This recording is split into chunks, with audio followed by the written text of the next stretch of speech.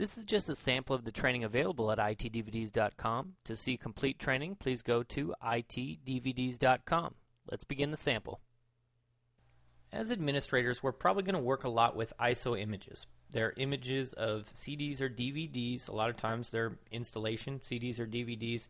They're much easier to work with than the actual CD or DVD because those can get scratched and then we have to find them and all that.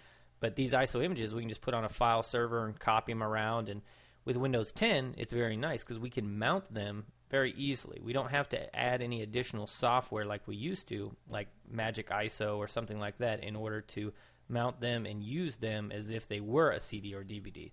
So here's one here. It just ends in a .iso extension. I just right-click it and click on Mount. So very easy. And you can see it added a D drive. And now I can use it just like it was a CD or DVD. I can browse the files. I can install off of it. If we want to unmount it, we just right-click on our D drive and go to Eject. And it goes away. So very easy now to work with ISO images in Windows 10.